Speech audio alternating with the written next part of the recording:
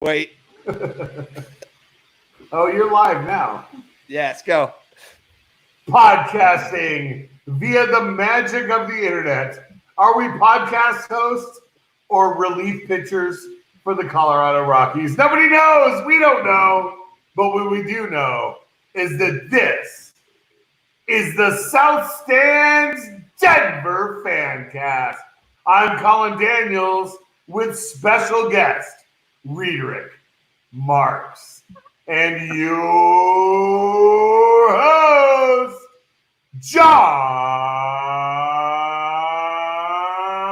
Reed. I'm tweeting. I'm tweeting as I am supposed to be introducing the show. I'm going to take these off real quick. You can see they're the amber glasses, so for the light, because I'm old and I have to have the white light. No. Those are your shooting glasses. The only people who wear the amber yellow glasses are popping caps in the back of their house. That's right. Those are my shooting glasses. That's all I had to wear tonight. So, welcome to the show, everybody. It's been a long time, and it's good to be back. We have baseball back. We're going to talk a lot about that. But Reed Marks is with us, and it's been a long time since we've talked to Reed. Nice to see you, buddy. I'm happy to see you guys. It's a pleasure to see your face. Are you doing okay? I'm doing fantastic. I've been traveling like the last 6 weeks, and I got home earlier this week, and I get to stay for a little while, so I can't complain at all. It's great. Now, Reed, your Twitter feed is like, I don't know if it's song lyrics or a cry for help, but I keep getting concerned and going, maybe I should say something. But you did. That was so nice of you. Are you okay? You doing all right? Yeah, I was good. It was a long week. I spent 9 days in Hoover, Alabama, at a big long baseball tournament. Yes, see all of the above, and it was a grind. It was a grind. Song lyrics and cry for help. All at the same thing. Let me just say, while it's fresh in my mind, because I've had a few beers watching the Rockies game.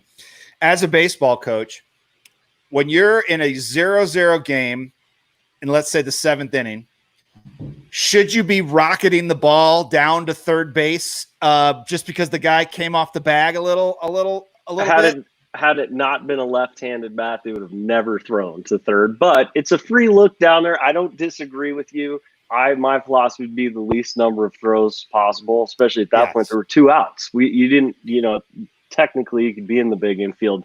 I wasn't a big fan of the throw either. However, they get paid a lot of money to make that throw, catch the ball, and put a tag down. And it's Tony Walters, though. Did you really feel the most confidence? No, in the absolutely world? not. I told you it was. I personally was against it, and it looked, for a minute, like it may end in complete tragedy or an out. And what it ended up being was totally benign, but gave you a very good question that I would probably have asked my catcher to not do that again. Of course, if he had tagged him out, it would have been fantastic. If he had booted the ball, it would have been a tragedy. So we never know. But I just thought I would ask the expert what he thought. I, not being a baseball coach, probably would have discouraged him from doing that. I would have discouraged him from doing it as well. Again, I think the situation was that with the lefty at the plate, he had an open look down at third base, and they made eye contact or called whatever play that they worked on, in the 10-day spring training they had, and thought, let's give it a try. So let me ask you this while we're on the topic. Why in the hell do these guys look so good one night, and then the second they get into a real game, it's the same thing? The pitchers look pretty decent. The bats fall asleep, or the bats go crazy. The pitcher is just awful. It's the same goddamn thing every year. Why is this always the same? Well, and this is an interesting situation because you look at the season as a whole. Each game is worth basically 2.5 games or 2.7 games per game. You cannot spend a lot of time in a slump. You cannot spend a lot of time letting Wade Davis blow the closer role, which in a normal season you might give him 2 weeks. In this case, 2 weeks is too much of the season. So in the overall sense, not answering your question, I think that You can ask these questions in a very urgent manner and say, why did they hit 5 home runs in 2 exhibition games and not tonight? Well, mostly because they faced Texas's ace, Lance Lynn, who probably throws, as hard as anybody, and he was still throwing as hard in the 6th as he was in the 1st. So, that's the easiest answer. They saw their ace. They saw the top end of their bullpen. And I guess what? David Dahl had all 3 of the hits. Did I have that right? Yes, I think he did, yeah. But the flip side is we walked like 6 or 7 or 8 times, and you can't leave that kind of traffic on when you're going to face top-end guys. And you're going to face a top-end guy 20 of the 60 games this year. So you're going to have to beat those guys at some point. When you walk 6 times, even if you only have 3 hits, it's 9 base runners. You probably should be able to push one across. So we're going to get into this, but I neglected to address my co-host Colin. It's been a long time. We're having a little bit of trouble with Reed's feed. No, not me. He looks great. I think it's your feed. Are you seeing the cat? The cat is. I was wondering if you were wearing a boa or what was going to happen. Who was behind it? There's a goddamn cat walking back and forth in front of the computer screen. I'm having some trouble with her. I wanted to say I hadn't checked in with Colin yet. I haven't seen Colin in weeks, and I just wanted to say hello and I hope you're doing well, Colin. Colin can't hear me. Yeah, no. I'm doing well, man. Okay. It's no. I can hear you. Can you hear me? Yeah. It's been an emotional last few months, and I think a lot of people I know are experiencing the same. It's just it's tricky. It's tough. It's a really interesting time that we're living in, guys. Well, Reed, on that note, how have you been dealing with it? You've been getting out. You've been going to Alabama for baseball tournaments. Has it changed much for you? The first 5-6 weeks, I never left the house. But then after that, I guess once it was baseball season for me, it was Oklahoma, Atlanta, Oklahoma City again, Atlanta again, Hoover. I've been all over the place. At this point, it's just wash your hands, wear a mask, be respectful of other people. It's really not that hard. I really think that's it. And I think if they had done that in March, then we probably would be further along, don't you think? But it requires respect. And that's Absolutely. The honest to God truth. You have to be able to respect that you're just one piece of a very large, blanket. And unfortunately, we're having a hard time with respect anywhere in this country right now. Colin, you just he's gone. When I talked to him earlier today, I said, hey, Colin, Rockies are starting. Maybe we should do a show. And he was like, yeah, maybe. And I was like, and he's like, well, my wife's got this really good internet connection. And I said, oh, that sounds great. And so here he is. Maybe he should use his wife's instead of his. Maybe he's using his. He needs to get in on hers. Well, he had a terrible one before because he was always kind of like real like pixelated and his sound was bad. And you and I look pretty decent. I'm having a pretty normal conversation with you. Yeah. It doesn't sound bad at all, but he always had a bad one, and so here he is. He's the spinning wheel of death on here. So, well, shit. We'll just wait till he comes back. I don't know if he's gonna bail out, but yeah. So it's been challenging, and that's why I was talking to Colin because he seemed a little down. And I was kind of like, I think you need to get back and do a show, and that'll make you feel a little better. Now, back in his element. This is his element. Exactly. Plus, there's plenty to be pissed about. There's also plenty to be happy about and grateful for all at the same time tonight. I was really looking forward to see. Look at I got. There we go. Yeah. I she just won't leave me alone. I'm trying to navigate this and keep her out of the way. So, there she is again. So, wait, he's coming back. So, okay, are you back, Colin? Yeah, I just switched connections. Hopefully, this is better. Okay, it's a little bit better. Yeah, you look less pixelated for sure. You do. I was just saying that when we thought there wasn't going to be baseball or sports in general, when it looked like it wasn't going to happen, it was kind of a bummer. And then it looked like maybe we're going to have it. it was a little bit, okay, this looks pretty good. And then when it kind of got here, I was kind of like, yeah, whatever. I was very excited. Obviously tonight didn't do anything for me because having them lose in that fashion was a bit of a bummer. But it's still nice to have it back, right? Well, I listened tonight to I listened a little bit on the radio. Ooh, that was probably good. Good choice. Obviously, Jerry Schemmel is no longer there, but we had Jack Currigan with Mike Rice on KOA, and I did enjoy that experience quite a bit. But the not having the fans in the stands is a little weird, and there's a part of me that feels as though the whole experience is a little bit synthetic, and maybe we should have just waited. But then, again, I've been so desperate and so lonely for sport that I appreciate it, and I'm glad they're doing their best to try. But what worries me is that I would, the saying, it's better to have loved and lost than never have loved at all. And when it comes to the 2020 baseball season, I'm not so sure I agree. It would be better to have never loved than to have loved and lost. And if players contract COVID-19 and they have to shut the season down before there's a playoffs, that would be worse than had they never started to begin with. How do you feel about that, Reed? Well, they already have been contracting COVID, but Reed, what do you think? Do you think it's a waste to do it, or are you glad to see it? I mean, you're fighting first of all, it's all about television revenue. Let's just be real about this. It's also why they're willing to put over half the teams in the playoffs, because it just gets them another 7 days worth of baseball. I selfishly look forward to 60 of the next, or now 59 of the next 65 nights, having something to watch, because it's really been a long time. And I've gotten to the depths of Amazon Prime, and they've got lots of UFO shows. And you can only watch so many of them. Yeah, there's only so much that I'm looking forward. If we were to lose it halfway through, we lose it halfway through. That's fine with me. I'll watch the first 30 games perfectly happily.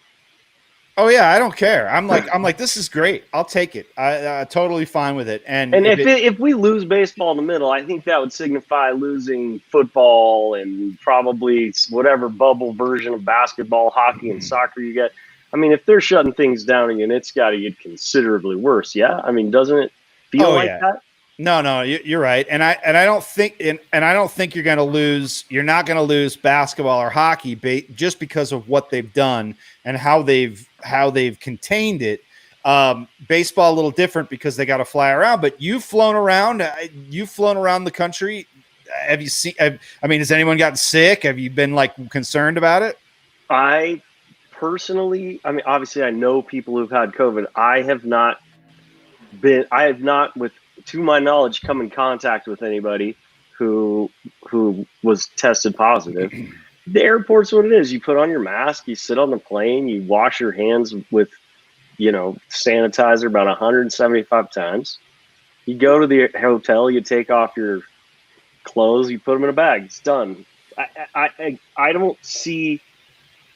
I understand the risk through traveling, but the truth is, I think the risk is just about the same, just in an open society, as it is traveling at this point. Yeah, I think that's it. If everybody's doing the right thing, and this kind of brings back to what you said earlier, if everyone's doing the right thing, it should be contained to an extent. That's why I think hockey and basketball have done it right. There was nobody tested positive in the NBA bubble. They were all fine, which is great. NHL will probably be the same way. You'll probably see some people maybe positive before they get there, but once they do, you'll probably see that go down. Baseball is probably they'll all take, like you said, you go to the hotel, they'll probably take precautions. They'll keep to themselves. I think it'll be fine. It better be fine, because if it doesn't, there won't be any football. Well, and baseball is the ultimate social distancing sport. I mean, you've got the first baseman, second baseman, third baseman, 3 outfielders. What did you think of those guys? What about the putting shortstop? He might be a little close, but What for the did you most think part, of those guys putting their masks on when runners were on bases? It felt almost contrived to me. Like, why is Nolan Arenado putting on a mask every time a guy gets to third base or gets near? It felt very contrived to me for whatever reason. Watching Bud Black pull up his mask. Yeah, on and off all night. All right. Well, let me tell you this. So I've been playing hockey now for a couple weeks, and they do a really good job with, you have to come in, you have to go to the locker room, you can't leave the locker room until it's time for the game. They keep only like 5 people in one of the locker rooms at a time. When you're out playing, yes, of course, you're banging into people, and really the only close contact is when you're sitting on the bench. So it's like, when you're out in the field of a baseball diamond, there's not much contact. You don't need to really pull a mask up because you got a guy sitting on the base. How far away? You're 3 feet away from him, maybe, if you want to keep him on the base or whatever. So you probably don't need to do that. I think it's more in the dugout. You probably need your mask, right? I would agree with that. I just thought it was interesting watching lots of games where guys, when there were guys on base near them, they immediately put their masks on, almost as if they were asked nicely to do so. Yeah, that's probably what it was. Yeah. We don't know what they've been asked nicely to do, but I would think that spit. No, They've don't been spit. asked not to spit. Well, I've already seen people, like, at first they weren't high-fiving, or they were like, they'd put their hand out and people would do a virtual one. I've already seen people high-five and touch And hands. hug. Yeah, it's like each other on the ass. It's baseball, beer, hot dogs, patting each other on the ass. You're gonna do it. Yep. So I don't know. I hope it works out. I'm glad it's back. It should be good. I just think if we don't do it right, now everybody's kind of like trying to do it right. There won't be football. And Colin, as you know, we got a big fantasy draft coming up. And if we don't have football, we don't have that fantasy draft, obviously, and that's going to be a big bummer, don't you think? Well, the big question for me is, are we going to be able to do our trip to Vegas for Wild Card Weekend? I'm starting to think probably not. And that's a real bummer. Fantasy draft, we could probably pull that off. No, I know we can pull it off, but as if there's no football. By the way, Colin, you look like an expressionist painting right now. The way your feed is blurring out on us. That's so fucking lame. We hear you great though. It's an improved version. But you look like a Monet, in the afternoon or something like that. I don't know. No, I think there's going to be fantasy drafts if there's football. I'm just saying there has to be football because they're already kind of hinting that they're going to cancel college football, which I think is great. I'm in full favor. I'm all for that. Yes, Reed, I'm all for that. I know you are. If you cannot have students on campus, you cannot have football. Otherwise, in some schools, if you do not have football, you might as well have school. Good, fuck them. Fuck those schools. Fuck those fake ass fucking schools. Because that's not a school, it's a fucking scam. Fuck them. I'm so glad that we finally get the opportunity to expose these asshole fucking colleges and their fucking fraud programs for bringing in these shill students who aren't students at all. They're not students. They don't even pretend to be students. They don't even pretend to be students. So fuck them. This is justice. It's great that this is finally happening.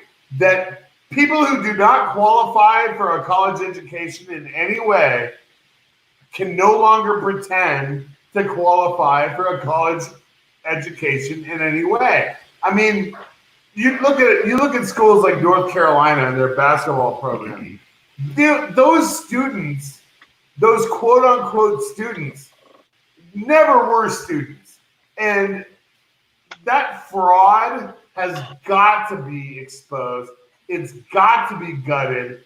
and it's got to be shown for what it is. Okay. And, I mean, right here locally, it happens at CSU. There are kids at CSU who play football whose grades and whose test scores do not qualify them as students at the University of Colorado, but because they can play football, they're allowed to play football. And that is fucking disgusting. It is fucking disgusting.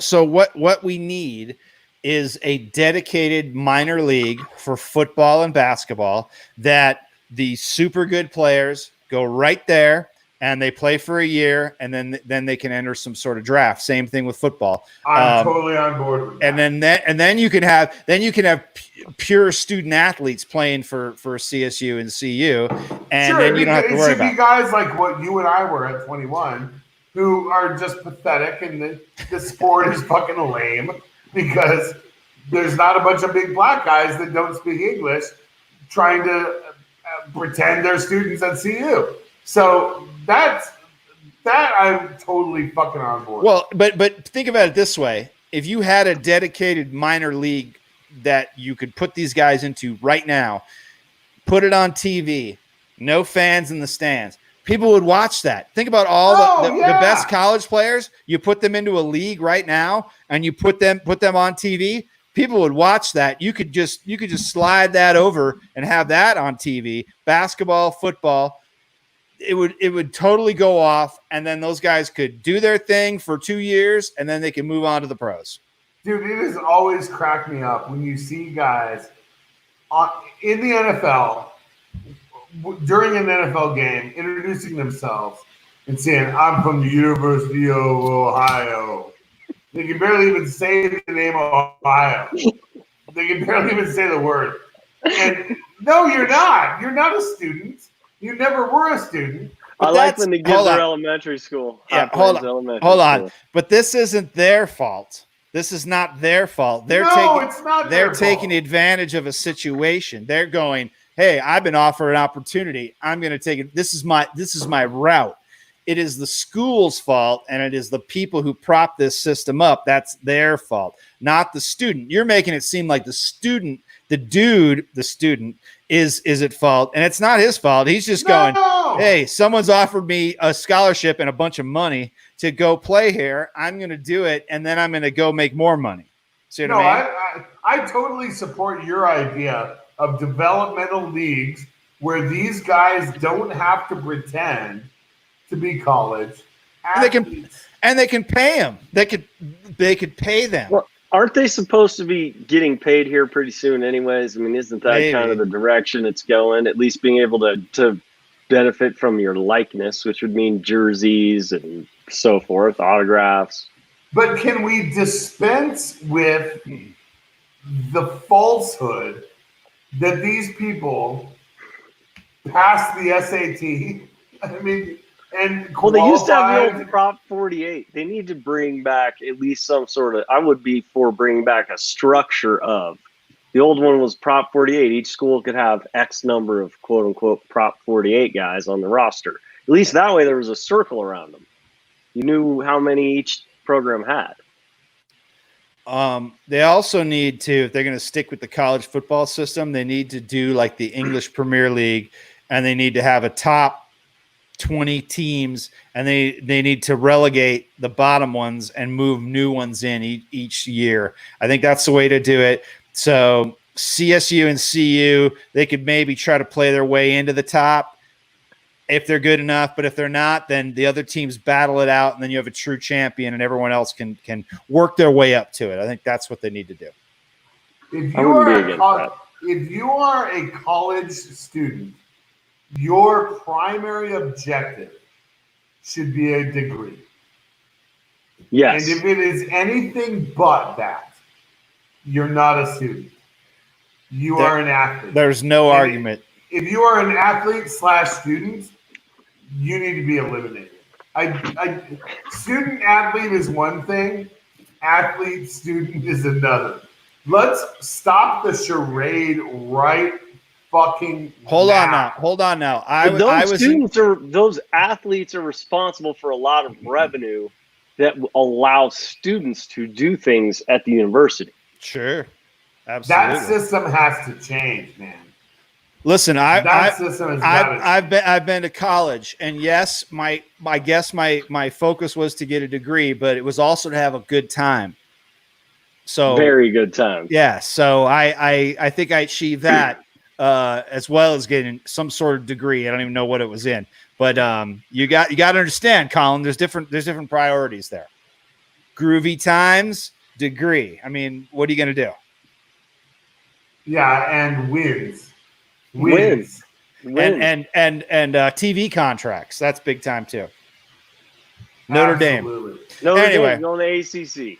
Notre Dame. Oh, my Fighting Irish. I love my Fighting Irish. Yeah, so now good. you get to play. That in the is so ACC. racist. It's not.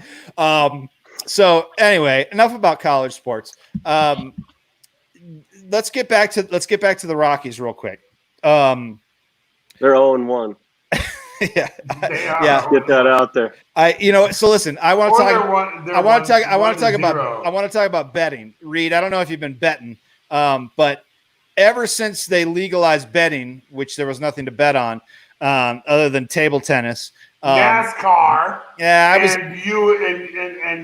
UFC. And UFC. I started betting golf. I started betting German soccer because that came back first. Bundesliga. Yeah, I bet a little Bundesliga. Did all right at that. And then English soccer came back, so I was betting that. I bet a little KBO, and I got me some KBO baseball. Yeah, time in. and it was cool. I was kind of into it, but I never watched any of the games. Bundesliga, I never watched any of the games, so I had no idea what was going on. I just kind of bet. It's nice to have the actual sports that we see back on. But were you betting any of those crazy things? No, I don't partake in the art of gambling any longer in my life, though Okay. I do follow it very closely because it's interesting. And I watch Very KBO games, and I picked, virtually who I thought might win based on the runs. I think the Rockies were 1.5 run dogs tonight, right? Yeah, and they were like plus. I got it plus 124. And after the last couple games, I was like, "Oh, they're gonna win this game! Hell yeah!" So I bet a bunch of money on them, and of course, I fucking lost. Yeah, you just 0-1 at that point. Yeah, that's the problem. Is we lose too much money when we gamble, so we don't gamble anymore. But I do follow it, and like I said, I looked at the run line. I always look at the run line, and so I was like 8.5, 1.5, and 8.5 tonight. Does that sound right? The over under was 9. Ooh, Colin knows because he bet it. I think it was 8.5. I don't know. I like the under number for sure tonight. That was the one thing I liked. Absolutely. And you're smart to not gamble. I am a total low roller. I bet like $1 or $2 at a time. I don't go any crazier than that. I started there. Yeah. I remember those days. You remember those days? But yeah. I did win a bunch of money on UFC because they offered some special where I basically bet the same people in one match, and whatever won, if one of them won, I made more money, which happened, but I was covered either way. So I made a ton of money. Yeah, it was cool, man. It worked really well. But now I'm excited for baseball. Baseball's cool. You can bet baseball, but it's like hockey. It's hard to kind of figure out what's going to happen. You're like, this could be a fucking 10-run game. This could be a 1-0 game. Colin, what was the over-under tonight in the Rockies game that you lost on? 8.5 runs. 8.5. 8.5 runs was the over-under. So, and You I like like the over? I did win. I like the over. I thought, when I thought that pitchers would get beat up on the first game of the year, and I thought that the Rockies would cover the 1.5, which they did. So I split my bets. I bet the over, but I also bet the Rockies plus 1.5 runs. So I split that one, which with the house rake, I'm still a loser. And that's what everybody has to remember about all this gambling business, especially with the Colorado laws, is the rig is 10 to 20%. So it's never in your favor. It's always in house favor. Always. And, always not in your favor. Oh, never in your favor. But for a minute, when Major League Baseball announced the 16-team playoff yesterday, there was a moment, there was like a 2-hour window where you could bet every team to make the playoffs. And there were major gambling accounts going, everybody bet every team to make the playoffs. Because that's more than 50% of the league to make the playoffs. So plug every fucking team. And the books were scrambling to try to reset the odds. To try to deal with this sudden change in the odds. So there was a minute yesterday, like a 2-hour window, where you could bet every team to make the playoffs and make a little bit of money. So the house advantage was temporarily suspended, but all in all, as we all know, they didn't build all those casinos in Vegas by losing. That is the thing, and then you have to look for that. Like tonight, I bet the Rockies, of course, because I'm an idiot. But there was it was a really good thing. It was the Mets, the Cubs, and the Angels all win, and I bet like $1, and it like made like $750. And I don't know, asshole. Yeah, I'm so mad at you. Well, no, I don't know. The Angels are playing right now. I have no idea what the score is. I can't get my phone to work. But that's something you got to look for. But here's the thing: baseball, it's kind of hard to call, right? Because tonight we thought like the Rockies were going to, it's going to be like a 5-6 game. Hockey is totally hard to call because you have no idea if it's going to be like. I think baseball is easier than hockey. For sure, it's definitely easier than hockey because hockey's really tough. But football is the sport that is made for gambling because you can really kind of figure out and take different things into consideration, home field advantage, offense versus defense, and you can kind of make that work with the point spreads and the over-unders. Football is custom tailored for gambling. The rest of them aren't very good, I don't think. But as an ex-gambler, Reed, do you feel that way? Do you feel football is the premier one? Of course, football is the premier one. I think if we're trying to make money, college football is where you're going to find the most line. They are so good at picking lines in the NFL that the advantage on either side. I mean, I know both of you have tweeted about this in the past, just how good the odds makers are at pegging numbers in the NFL. It's crazy. Incredible. Now, the line is 10 of team wins by 9. And the over-under is 42.5, and the final score is always 31-10. I mean, it's every time they play. Yeah. In college football, you can find line dispersion. You can find what we were talking about before, like player arbitrage. I think the guys who make a lot of money play basketball. College basketball is another one. The good thing, what I like with football is being able to bet, especially in college, being able to bet quarters and halves. I think that's where the money is, to be honest with you. I think that is probably when you start looking at matchups on paper, like you were talking about, John, where you can match offense and defense at the college level. I think that holds true very often in the first half. And then the second half is often so dictated by the score and the tempo of the first half.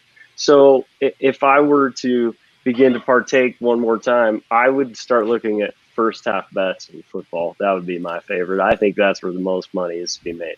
This guy asked me today. I was like, I finally placed my first legal wagers as a Colorado sports bettor today. Because what were you waiting for? Yeah. It was like sports. There was nothing to bet on. I was waiting for sports. Because what about soccer? What about? That's not a sport. What about NASCAR? What about cage fighting? No. No, you're right. I was waiting for sports. No, and it's important to bet on things that because I was betting when it first went live. I bet on darts like Dart Champ. And I swear to That's God, fun as fuck to watch on TV. I love it. I used to watch it, so I knew. Me too. I love that shit. I knew who Phil Taylor was. Phil Taylor is like this famous darts guy. So I was like, oh, Phil Taylor. I'll bet on Phil Taylor. And I won a couple, lost a couple, and I was like, okay, I realized that's not where my money's going to be made. So I bet on darts. Liga. And I bet on a little table tennis. Of course, didn't know anything about it. Yeah, it was awful. And then I finally was like, okay, that's not what I should be doing. And then I went degeneracy.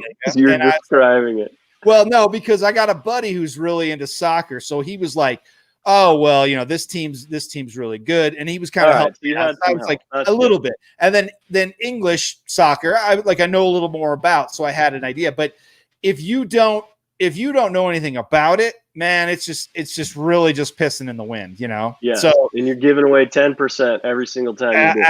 Absolutely. It was more for the novelty. So what did it take place? May 1st is when it took effect. Yeah. I was like, this is great. I'm fucking on my phone. There's nothing else to do. Yeah, there's nothing else to do. So I was like going crazy. But I really was looking forward to like, okay, now I know that when the Yankees are playing the Orioles, I can bet, $5 and maybe I'll make $1 on the Yankees. Whatever. I can grind it out. But you gotta have something that you enjoy. You gotta have something that you know about. Over-unders in the Rockies game. Those are the ones I'm gonna pay attention to.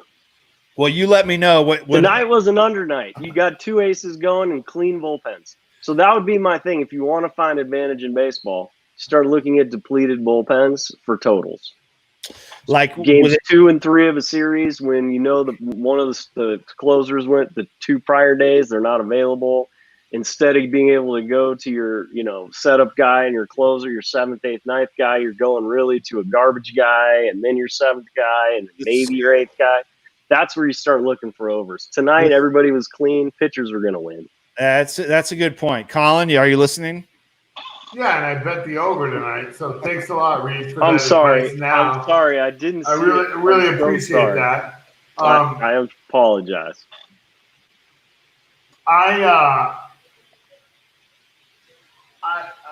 God, what the fuck was I gonna say? God damn it. It's okay. Think it through. Sound it out. John, help me out. I almost spit my beer out. I was just going to say, speaking of that, there was Lionel Bienvenu retweeted. They were talking about bad first pitches because, Dr. Fauci which is terrible in itself. And we can talk about that. But he retweeted this guy that threw out a pitch in a Red Sox game. So dude's wearing a Red Sox jersey. I don't know who he was. He throws a pitch and he skies it to the right. And he throws it, and there's a dude standing there taking a picture. He's got a camera. He's not looking. He's got a camera up to his face. Ball hits him right in the nuts, and the dude and then they see the guy going oh, like that, and then it's slow motion. I laughed so hard, I started like wheezing, coughing. It was so goddamn funny. Then I was thinking about all the bad ones: Fauci, Baba Booey, 50 Cent. 50 Cent was bad. Seriously, like. I don't throw a baseball. One of the gymnasts tried to do it one time, failed miserably, and sailed it. Like I haven't thrown a ball probably. I mean, I was pitching to one of my kids, maybe 2 months ago. But I mean, I'm pretty sure that I could, if you just threw me out there, I could get it there. You could get it over the plate. I could get it to the catcher. I'm pretty sure. I agree. Not. I agree. Woo! Way off to the side. Come on, that just now, Doctor. Well, I mean, to be fair, Dr. Fauci's 85 years old. He's 85, and he's a nerd. He's been studying medicine his whole life. He's never thrown a ball. But he was like, "Yeah, I haven't thrown a ball." I'm like, "Dude, go warm up. Go throw." You still haven't thrown a ball. That's the answer. Is you still have not thrown a ball. But here's the deal. I was talking about this last night about Baba Booey. So you seen Baba Booey's? Yes. Okay, Baba Booey's turn one. His was terrible. Yes. So Jimmy Kimmel had Baba Booey on this is long time ago, to promote his book that he wrote.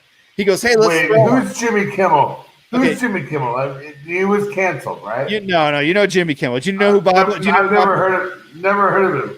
Do you know who Baba Booey is, Colin? No. It's Yes, Gary, I do. you know, okay, it's Gary Delabate. So Gary, he goes, "Hey, let's throw one." So Jimmy stands out in the audience, and Gary's going to throw a pitch to him, not that far, and he sails it to the right again. And I'm like, how do you do that every goddamn time? Yeah. I just don't get it. It can't be that hard. Greatest first pitch in history, all politics aside, George W. Bush. Yeah, That was pressure. He threw a freaking dart too. Right after 9/11. Yeah, but of course. But you know what? I guarantee. One, I know he could do it. He also warmed up. I mean, there's video of him like playing catch under the stadium, and he warmed up because he was like with his vest on. He was pissed that he had to wear a bulletproof vest, and so he had to warm up with his vest on. But he was like, I'm not gonna fuck this up. I'm not gonna look like an idiot. So let's warm up. He probably could do it anyway. He probably could throw it any day of the week, but he had to warm up. So you would still do it. Now, local comedian Adam Caton Holland, he did the first pitch at the Rockies game, and they're playing the White Sox. And I was at that game, and he threw it, and he did a great job. He fucking threw it right over the plate. He shook off a couple signs. He still fucking smoked it. Yeah, it was awesome. And I was like, I know. If you asked him, he probably warmed up a couple times at home. He probably threw a couple. For sure he did. Yeah, you have to. Why wouldn't you? You have to do it. I mean, how far is it from the rubber to the catcher? 60 feet 6 inches. 60 feet. There you go. So it's a little longer than you think it is, right? It is 60 feet. It's longer than it looks from section 238. I promise. Absolutely. Oh, so but nonetheless, just throw the fucking ball. It's just not throw that it straight. hard. Now, just throw the fucking ball. Now, Dr. Fauci, I'm glad he didn't throw it good because that means he's been focusing on medicine, and I hope he keeps focusing on medicine and not throwing a goddamn pitch. I don't disagree. Although, is anybody listening to him anymore? Probably. Nah. I don't know. It's like what's the thing these days? I think the thing is Colin it looks like a piece of modern art. You see him over there? Oh, he's gone. Oh, he's back. Oh, there he is. Oh, Colin, your promised internet connection is not very good. It's great. Dude, it sucks, man. That's too bad you're stuck in Tijuana. When do you get to come back into the country? Let's talk about this real quick. Speaking of Dr. Fauci throwing out a first pitch, the Rockies put out a thing to season ticket holders and said, "Hey, we're working hard to have people come watch the games. We're getting a plan together. We'll let you know." They just released something this week, and they said we still can't do it for the first homestand, but we're working on it. My guess is they're putting a plan together for a socially distant crowd of probably like 10,000 people. They probably have to submit it to the state and have the state say yes, what they're going to do. What do you think that's going to have to entail, Reed, to have people go into Coors Field? Masks. I mean, that's really what else can you make people do? Yeah, but masks. Anybody to do? But how are they going to every separate 4 seats? How are they every 4? I think they're going to serve concessions at the seats, so you won't be able to go into the. What if you have to go to the bathroom? I mean, like, you go right there. You go right there in a bedpan. That's what they do at club level. I mean, that's what I do at home. Foley catheter, just sit in your chair. I piss in a beer can. They give they have a piss trough, and a guy comes down and he goes, "Piss trough, sir," and he puts the urinal underneath you, and he takes it away. You tip him. You hold the money up over your head. Absolutely. That's exactly how they do it. No, I think they're going to have to do it where obviously nobody can mill around and back behind center field. They're going to have to walk in and out certain ways. You're going to have certain people. But my question is, with season ticket holders, so let's say, my family's got season tickets. They're going to say, hey, they're going to have to say, here's where here's the amount of seats we're willing to offer you, because everybody else has season tickets. Where do they go? If there's a group right in front of me, then they can't sit there at the same time. We have to separate, right? There's a logistical fucking there's got to be, some fucking nerd somewhere who's written an algorithm that can figure this out, right? Like some guy can put it in app form There's got to be CDC, some sort of guidelines on how people would fill stadiums, and a lot of restaurants will only seat people in groups of 6. So I would imagine you're going to get something like that, where depending on how many tickets you have, you can have 8 total people in a row, but you can only have every 3 rows. However they do it. It'll be worth going, though. It's doable, right? It's doable. 100% it's doable. Again, if people will just... But how expensive will those tickets be? I mean, I could see them being 3 times the cost. Well, that's a good question. You talk about, like, Vegas. You guys were talking about Vegas earlier. Somebody was telling me that the lights-on rate on the Strip, so the percentage of occupancy they require to just cover the bare expenses is 79%. So what do you think the lights-on rate is at Coors Field for a game? You still need security, you still need parking attendants, you still need ticket takers. I mean, at what point is it even worth financially putting fans in the seats? Well, and are they serving beer? Because they make money off beer and concessions. You have to serve concessions, don't you? At least to some. You do, but you can't. You can't have people milling around. They'll have to serve. No, they'll have to serve concessions in the seats. But so you're talking like the old hot guy. I mean, John's used to this shit. John's used to being fucking served at his seat. There will be no carving station. This is bullshit. I have never once in all the years I've sat in the club level of Coors Field have I ever used the waiters. I have never used the waiters because I'm a man of the people, and I would never have someone. You are the people.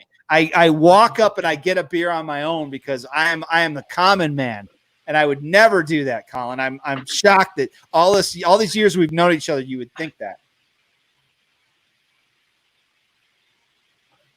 Well, you're going to have to change your ways. Colin, you're really blurry.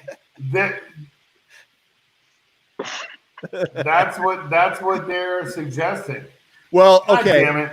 I spent so much money to make this fucking high-speed internet connection rule. It's bad. The wasteland. It is not good. Reed and I look handsome and clear. I mean, it's amazing. You look blurry and you still look handsome, Colin. You're just blurry handsome. Yeah. It's a different flavor of handsome. Look how blurry he looks right now.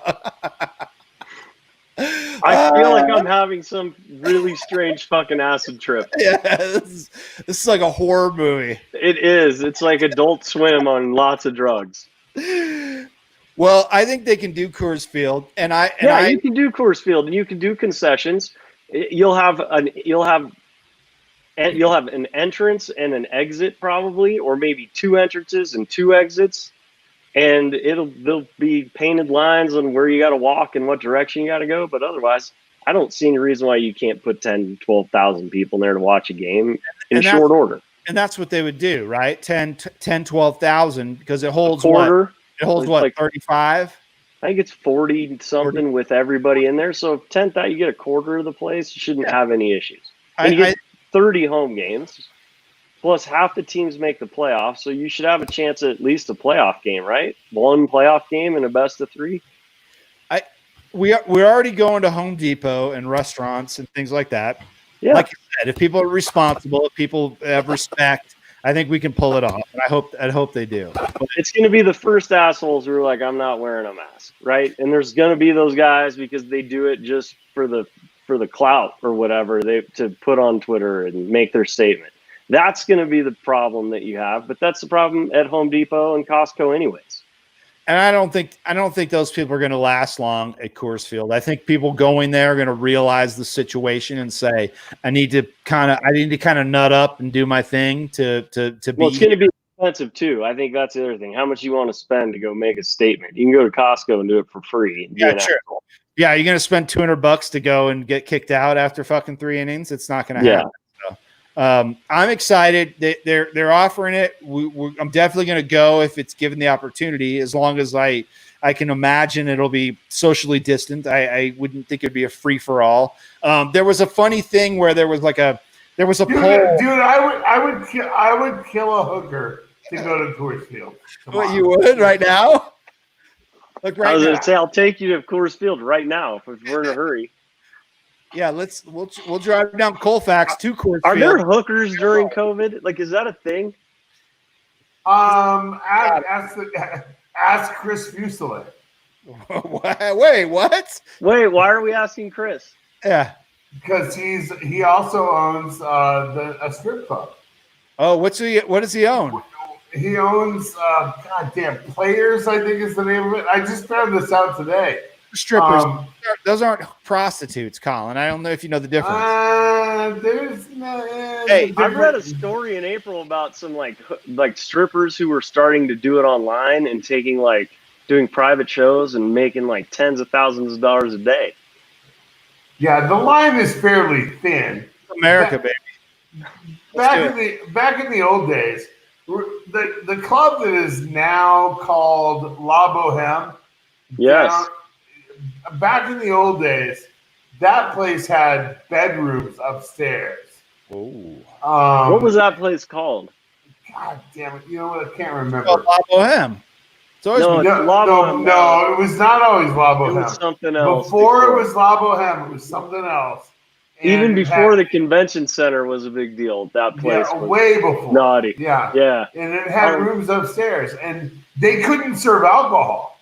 They only served soda pop and blowjobs. And blowjobs. Yeah. You bring up Chris Fuselier. Let's talk about there was some controversy today with people complaining about that, him in that bar, which I have a big problem with because it's got like teams from all sorts of East Coast bullshit.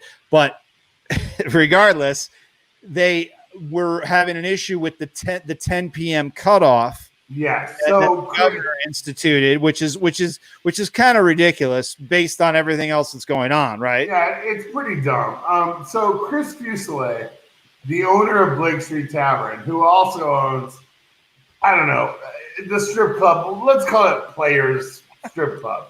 Irrelevant. They're all something like that. He also owns a strip club, but he was pushing for the statewide mask mandate that Polis ultimately issued. That was one of the things that Chris Fuselier was pushing for. And then Polis announced last call at 10 p.m. And that really pissed off Chris Fuselier. He was fucking furious. And so he and a bunch of other bar owners are suing the state of Colorado over the 10 p.m. last call, mostly because he owns a sports bar where if the Avalanche start a game at 8:30 in the evening, after they start playing hockey again, they're going to be fucked because they've got to fucking close the bar at 10. But you don't have to close at 10. You just have to stop serving at 10. Right. So their solution is they're going to serve iced down buckets. That's what I did last night. Of cold beers. Yes, up to 12 beers per bucket. Yes. At 10 p.m. So yes. You can keep drinking. Last night we could only get buckets of 6, but you could order them at $9.59, and you could order as many as you wanted, and they didn't make you leave till midnight. That's what Chris Fuselier is doing. And there you go. They right back to America. They found a workaround. Finest. They found a workaround. So here's my question though: what does it have to do with COVID? 10 p.m., 12 p.m. Either open the fucking bars, or close the fucking bars. Nothing. Like, I don't understand. And that's Fuselier's point: is that look, I pushed for the statewide mask mandate to make my staff more safe. And then the governor decides that young people are dangerous when drunk. So therefore, we have to close our bar at 10 o'clock. And so he and a number of other... You can't buy liquor at the liquor stores can stay open until 2. So I didn't know that. So they're suing. And he's fucking furious. And there's a whole group of bar owners that joined him in the lawsuit. So, and it's funny because the bars get mad and then the liquor stores get mad. The liquor stores were fucking furious that the bars could sell liquor for takeout. The liquor store lobby was like, that's not fair. And then now you got the bars saying, it's not fair that the liquor stores can sell. It's not 2, I'm sorry, it's midnight. Liquor stores can stay open until midnight. The bars have to close at 10. And so the bottom line is everybody's fine. Everybody's making money. The liquor stores are making money. The bars are making money as long as you serve food. But then you've got bars like the Skylark Lounge and other bars that I know of that don't serve food. They've still not been allowed to reopen at all. Yeah. So any place that has music and liquor but no food still hasn't been allowed to open at all, and they are all completely dying on the market. It's absolute. If you can have people in somewhere at any point, you should be able to have people in somewhere at any place. What does it fucking matter what you're doing? Yeah, that's what I don't understand. Yeah. There's the DNVR bar can function because they serve food, right? So they had a party going on tonight. God bless them. That's awesome. But the Skylark should be able to go, hey, let's have 30 people socially distanced within the bar. They should at least be able to do that, right? They should be able to do that. That's why this whole thing has been a complete clusterfuck. And if we could rewind to March, mid-March right now, I think everything would be handled so much differently if we could go back. But we can't. We're obviously in it right now. But there's so many things like that where you're like, come on, you should be able to open your bar if you have this many people. Now, of course, people are going to abuse it, but they should have somebody driving around and popping their head in and checking it out, right? So I think for the most part, and I'm a Republican. I've been a Republican since. Am I on a fucking podcast with a bunch of Republicans right now? I didn't say a word. I'm just sitting here. I am a Republican, but I love Jared Polis. I think he has done a fucking amazing job, and I think what he has done to guide this state through this crisis has been remarkable. And I understand everybody makes mistakes. Nobody's perfect. But the state of Colorado is in a uniquely positive position right now. And if you look at the statewide mask mandate last week, we were on this trajectory where it was starting to look really fucking scary. And statewide mask mandate went into effect on the 17th of this month, and you see the cases steadily dropping. So sounds like stats and science to me. So I think Jared Polis has done a great job. And he's got a libertarian bone in his body. And he respects, that he does. Yes, he does. And he respects small business people and bar owners and restaurant owners. And he knows how hard it is because he lost his ass in the restaurant industry twice. Let's not talk about his ass, please. Okay. He's gained his ass in many ways, but lost it in the restaurant business. So I respect where he's coming from. I don't think he's perfect. And I think the 10 p.m. last call for alcohol at all Denver bars and restaurants, it might be a little bit but it's a little misguided. There's no fucking point. Nah, there's no point. What I know about this whole thing is that my body tells me, and it's interesting how quickly we learn as people, as human beings. When I'm in a situation where, from a COVID-19 perspective, I don't feel safe, the reaction is instantaneous. That's true. That's very true. I was at a bar about 2 weeks ago called Spanky's Roadhouse. And the bartender was drunk. And there were a lot of people at the bar, no masks. And I walked in they've got great sandwiches there, and I wanted to have a Monte Cristo. Ooh, good sandwich. But I walked in and I looked around, and my body said, "Go, get out. This is not good." And I got out because it's amazing how quickly as human beings we adapt. It wasn't good. The situation wasn't good. I didn't feel safe. And when you go tonight, I watched the first several innings of the Rockies game at a place called Cochino Tacos, a couple doors down from the scooter shop. Yeah, good. And point. I knew I felt safe. My body felt safe. I had good distance between myself and others. Everybody was wearing a mask unless they were eating or drinking. It felt safe. I felt good. I didn't feel like this was a dangerous circumstance. I've gone into convenience stores to buy a drink or a whatever, and I've gone, God, I gotta get out of this place. So yeah. I think our own sense of safety kicks in, and when you're in a safe circumstance and a not safe circumstance. And no, not all bars and restaurants are participating to the extent that they should be in creating a sense of safety. Others are. And I think you and I and most logical people are in a position to make that determination for ourselves. But I think the 10 p.m. last call is a bit suspect.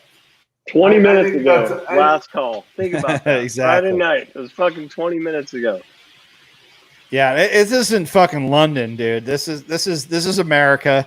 We should be able to. We'll make some allowances for this, but yeah, let's come on. As long as everybody's sticking to what they should be doing, we shouldn't have to worry about any sort of any time frame, right? They should just be like, hey, if you got 30 people in here and everyone's spread out, everyone's wearing masks, good on you. Let's fucking get drunk. Let's do our thing. You can drink till fucking 2 Stay in the morning. at your table. Don't mingle around the place. Just do your business. Anyway, that's what it all comes down to, right? Is just fucking everybody doing the right thing. If we can't expect that, but hopefully we can try not to masturbate in front of other people. Exactly. You talked about going to a place made you uncomfortable. I went to a bar in Alabama. I walked in. It was the home of COVID. They were singing karaoke. The off-duty cops that were working, there wasn't a mask in the place. The off-duty cops were hammered. You could smoke in the place, and you could smoke whatever you wanted. Nobody cared what it was you were smoking. People would sing, basically like licking the microphone, and then they'd be like, John Reedy next. And I would just hand John, and then John would walk up. It was the home of COVID. And to your point, Colin, 12 minutes in, we were like, let's get out of here. This is not good under any circumstances. Why is that you realize that, but those people don't? And it's what is it? Is it just upbringing? Is it just where you grew up? I was just about to say, I think there was a different type of person there. There was multiple types of people there, to be honest with you. And they were all having a good time, regardless of the color of their skin or the music that they were choosing to listen to, sing, or dance to. But it was definitely a group of people who didn't believe in masks and coronavirus and things like that. It was unreal. I couldn't believe it. And we were gone. In 12 minutes, we were out of there. So you just reminded me of a story. It's been years and years ago. Way pre-COVID, but I was traveling as a traveling salesman, and I went into a karaoke bar. Which are the best bars? I went into a karaoke bar in Kansas City, and I just wanted to have some chicken strips and a little bit of beer, and my hotel was right across the street. I was the only white man in the place. And the karaoke was fantastic. Of course These it was. people were off the chains, like so good. And so I put in a song. I did The Greatest Love of All. I put in The Greatest Love of All. And I sang the shit out of that song.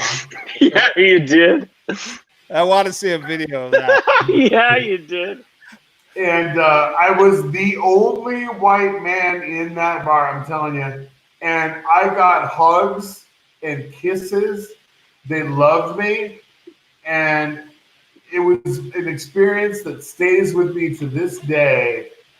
I got my chicken strips. I went back to the hotel, ate my chicken strips. But I sang The Greatest Love of All in front of a karaoke bar packed full of black people, and they could not have loved me more. And that memory will never. I'm gonna put that song in leave. my rotation. I'm a karaoke guy. That song is going in my rotation. I did sing that night at a I different bar. believe the children are. No. Let's not. Teach them well and love them, lead the way. No. I sang James Laid. That works Oh. regardless of the color of the crowd, the Really? age group. Yeah, it works. Always works. Well, she You're not only sure why you know comes, that she's song? Yeah. on top. That song? Okay. Yeah. All right. That's cool. You don't know why you know the song, but everybody knows the song. Oh, I know that song. Yeah, I know that Yeah. song well.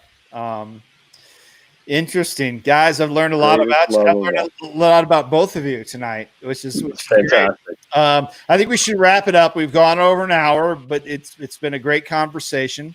It's been fantastic. I've covered a lot of things I wanted to know about. We're talking about relevant things too. That's the most important. This is like super relevant. How are we getting to Coors Field, and can we drink beer when we get there? Absolutely. This is the only important things we want to know about at this point. I mean, I don't want to die or anything. I don't want to die from No, COVID. but it's the closest, best chance we have to live sports, more so than the NFL right now. I think Major League Baseball is our first best chance to watch live professional sports. But today, the NFL Players Association agreed to the league's standards moving forward. So after all these players were saying, man, they're not respecting our safety, today they signed off. So it looks like we're going to have NFL. We'll fucking see. I believe the NFL, if things continue, Is our future. if Lead them well and let them lead the way. Something inside, there's a sense of pride, baby. I don't Give know. them a sense of pride. Yeah. The NFL will have fans as long as things don't skyrocket. They'll have not full, but they'll have limited fans like the Rockies are trying to do. But the Rockies might do it before. That's my guess. Yeah. The Rockies get the first crack. I think the Rockies get the first crack, they don't fuck it up. But I'm excited for hockey. I know you guys aren't big hockey guys. I'm big. I'm excited for hockey. Are you? Yeah, especially when I they take something away. I am a huge honky guy. Oh, you're a honky. Oh, A you honky said guy? honky. Yeah, you are a big honky guy. That is Yes. what people describe you as. No, hockey's going to be great, and that's going to be a really good. Basketball's going to be good too. And the Nuggets will be fantastic to watch. So we're just entering this now weird late summer golden age, and it's going to be fantastic. I think everybody should appreciate the weirdness of it all and really embrace what's going to happen here soon. So I hope it can continue. So Reed, it has been fantastic to catch up with you. Fun to see you guys. We appreciate you and we love you, and we're glad to talk to you tonight. You got anything to plug? I mean, I got nothing to plug. Fucking be respectful of other people. Black Lives Matter. excellent. I dig it. It's awesome. Well, this was fun. Hey, what's that shit? No, we can't see that. It's too blurry. He's mad that I said be respectful to other people. Yeah, he doesn't like that. I know. But he really does. It's his secret kink shame. He doesn't want people to know that he likes to respect others. So I used to be that way. exactly. I get it. Yeah, you got to evolve, Colin. You got to evolve. I'm out now. I just like people. Awesome. Well, hey, fellas, thanks for doing this. It's been great. It's cathartic to talk to you. Amazing. And, we'll get back to it soon. Hopefully, everyone has a good time watching sports. So until next time, this has been the South Stands Denver Fancast. Adios, Colin. Take us out. We love you, Denver!